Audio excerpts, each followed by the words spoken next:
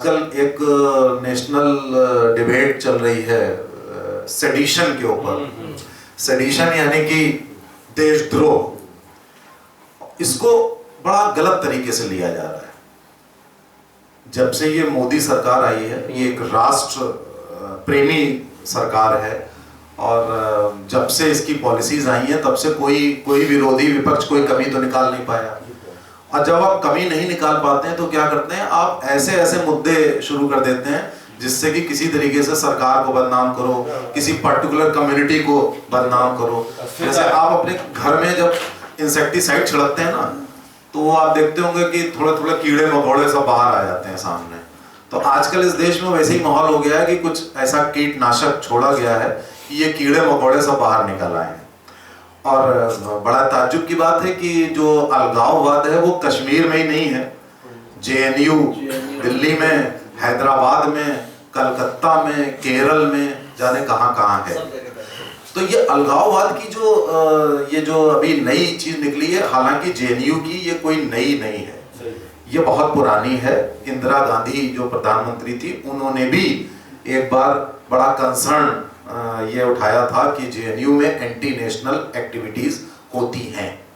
इसमें मैं ये पर्सपेक्टिव आपको बता दूं कि ये देशद्रोह एक इंडियन पेनल कोड में एक ऑफेंस होता है, सेक्शन 124A, जिसके तहत आप कोई भी बात अपने देश के प्रति कह नहीं सकते, हिंसा नहीं कर सकते। अगर आप कहते हैं तो आपके ऊपर 124 लगकर आपको जेल हो सकती है, चार्जेस प्रूव हो गए तो 10 साल तक की सजा हो सकती है, आजीवन कारावास हो सकता है। और अगर आप उसमें हिंसा करते हैं तो फांसी तक हो सकती है आपको। इसको सेडिशन का क्लॉज बोलते हैं। बहुत पहले भारतीय संविधान में एक एंटी नेशनल एक्टिविटीज को लेकर क्लॉज था, उस क्लॉज को हटा दिया गया। वो क्लॉज जोड़ा इसीलिए गया था क्योंकि संविधान निर्माताओं ने कहीं ना कहीं ये बात मालूम थी उनको कि देश के कुछ लोग एंटी नेशनल एक्टिविटीज में लगे रहते हैं, लेकिन यहां भी वोटों की लालच के तहत वो क्लॉज हटा लिया गया। आज भी आप देखिए कि जब से ये राष्ट्रभक्त सरकार इस देश में आई है, तब से कहीं बात हो रही है अवार्ड वापसी गैंग की, तो कहीं बात हो रही है भारत के टुकड़े टुकड़े करने की, तो कहीं आदमी जो रह रहा है यहां पर मजे ले रहा है, वो सीरिया में नहीं रह रहा है जहां पे पलक झपकते गर्दन काट दी जाती है, ठीक है, जहां बम ब्लास्ट होता है, आप निकलने किस पल मर जाएंगे वो नहीं है। आप इस देश की शांति का मजा ले रहे हैं, प्रजातंत्र का मजा ले रहे हैं, खाने पीने का मजा ले रहे हैं। आप ड्राइंग रूम में एसी में बैठकर बात कर रहे हैं अलगाववाद की, भारत के टुकड़े टुकड़े करने की। और अगर कोई रिएक्शन देता है तो उसकी भर्त्सना मीडिया करता है। क्यों? क्योंकि ज्यादातर मीडिया हाउसेस जो हैं वो भी एंटी नेशनल हैं, ज्यादातर मीडिया हाउसेस एंटी नेशनल हैं। अब इसमें आपने एक चीज देखी होगी कि हर बुराई में कोई अच्छाई होती है, एक अच्छाई निकल के आई। आज ये मुद्दा हम लोग डिस्कस कर रहे हैं, आप देखिए कि आज ये मुद्दा ज्यादातर लोग डिस्कस कर रहे हैं, ज्यादातर लोग डिस्कस कर रहे हैं। यानी कि पोलराइजेशन हो गया है, पोलरिटी हो गई है। मीडिया एंटी नेशनल बात कर रहा है, जो अलगाववादी लोग हैं, जो देशभक्त नहीं है, वो देशद्रोह की बात कर रहे हैं। लेकिन एट द सेम टाइम 80% लोग जुड़ गए भारतीयता से। यानी कि इसका अभिप्राय यह हुआ कि जो काम धर्म नहीं कर पाया था, वो काम राष्ट्र धर्म कर पा रहा है। और वैसे भी लोग जिसको अपनी जमीन से प्रेम नहीं है, उसको किसी चीज से प्रेम हो ही नहीं सकता। उस आदमी का कोई चरित्र ही नहीं होता है जिसको अपनी जमीन से प्रेम नहीं होता है। अब ये जो भारतीयता आ गई, देशद्रोह ने एक चीज को और विकसित किया, वो हुई फीलिंग ऑफ इंडियननेस, भारतीयता की भावना। और इस भारतीयता की भावना के तहत मेरा ये ऑब्जर्वेशन है कि लोग जुड़ रहे हैं। जिस चीज को एक धार्मिक उन्माद नहीं जोड़ सकता था, उसको भारतीयता की भावना जोड़ रही है। तो मैं तो ये कहूंगा कि ये सरकार, जो कि एक अच्छी सरकार आपको मिली है, अगर ये सरकार कुछ और ना करे केवल भारतीयता की भावना को विकसित करने दे, तो मैं समझता हूं कि 80% लोग तो इस देश में एकजुट हो जाएंगे।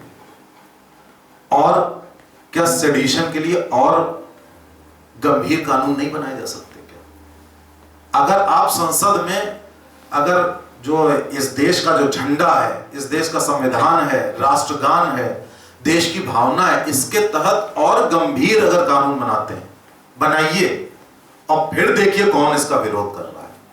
उनको सामने आने दीजिए, उनका चरित्र सामने आने दीजिए, कौन इसका विरोध कर रहा है, कौन झंडे का विरोध कर रहा है, कौन राष्ट्रगान का विरोध कर रहा है, कौन संविधान का विरोध कर रहा है, उनको सामने आने दीजिए। इस पूरे देश को पता लग जाएगा कि कौन इस देश के अगेंस्ट में है, कौन इस देश के फेवर में है।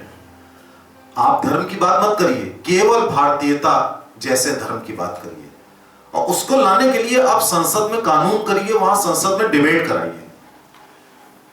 जितने भी ये लोग हैं जो देशद्रोही हैं, जो पिछले 65 साल से ही नहीं, एक जमाने से पनप रहे हैं, इस देश में जयचंदों की कमी नहीं है, और ये देश गुलाम भी इन्हीं जयचंदों की वजह से हुआ। इन जयचंदों को एक्सपोज करना हमारा काम। और एक्सपोज कैसे किया जाएगा? हम कोई धार्मिक ध्रुवीकरण या उन्माद की बात नहीं कर रहे हैं, हम संविधान की बात कर रहे हैं, हम इस देश भक्ति और देश प्रेम की बात, पैट्रियटिज्म की बात कर रहे हैं। आप संसद में और गंभीर कानून लाइए और फिर इनको विरोध करने दीजिए। एक डिबेट छेड़ दीजिए हर जगह, नेशनल डिबेट हर फोरम पे छेड़ दीजिए। आप देखेंगे ये देश 2 भागों में विभाजित हो जाएगा।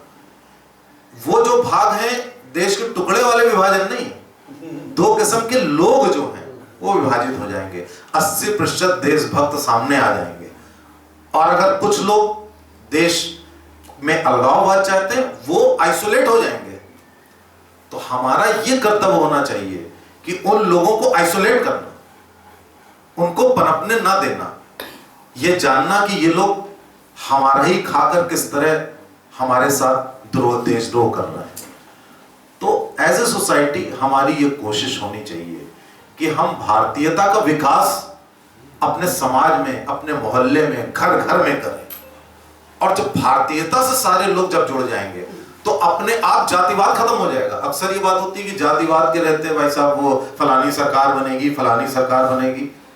जब आप भारतीयता के बैनर में देखिए, जैसे पिछले चुनाव में 71 सीट्स पे मोदी को वोट सीटें मिली। क्यों मिली? लोग अपनी जाति भूल गए। क्यों भूल गए? क्योंकि उनको एक व्यक्ति से उम्मीद थी।